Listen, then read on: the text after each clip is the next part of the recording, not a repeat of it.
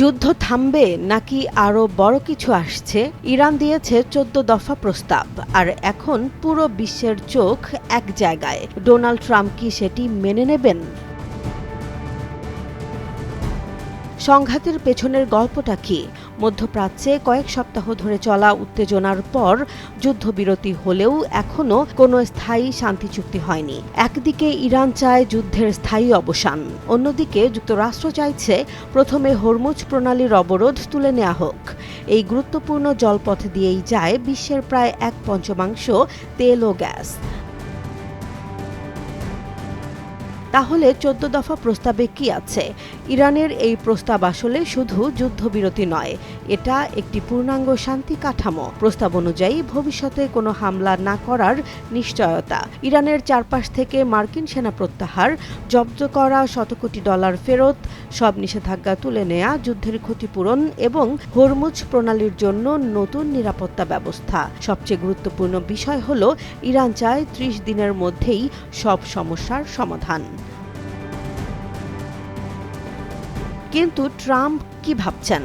Donald Trump ইতোমধ্যে জানিয়েছেন তিনি প্রস্তাবটি পর্যালোচনা করছেন, তবে সতর্ক করে দিয়েছেন ইরান যদি খারাপ কিছু করে তাহলে আবার হামলা শুরু হতে পারে। তিনি আরও দাবি করেছেন ইরান এখন সমঝোতার জন্য মরিয়া। তাহলে কি এই প্রস্তাব গ্রহণ হবে?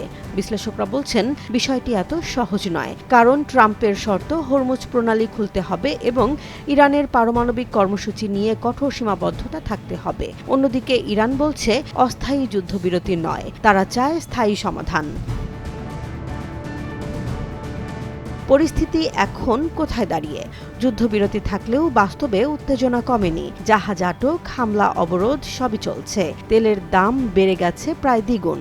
আন্তর্জাতিক বাজারে চাপ বাড়ছে। এমনকি ট্রাম্প নিজেই বলছেন নৌ অবরোধ লাভজনক ব্যবসা, যা পরিস্থিতিকে আরও উত্তপ্ত করেছে। তবে শেষ প্রশ্ন হলো বিশ্ব কোন দিকে যাচ্ছে? এখন সিদ্ধান্তের মোড়ে দাঁড়িয়ে আছে দুই দেশ। একদিকে কঠিন সামরিক অভিযান, অন্যদিকে একটি আপোষের চুক্তি। এই 14 দফা প্রস্তাব কি শান্তির পথ খুলবে নাকি আরও বড় সংঘাতের সূচনা করবে তা নির্ভর করছে এক সিদ্ধান্তের ওপর। জেসমিন জাহান, নিউজ ডেস্ক, জনবাণী।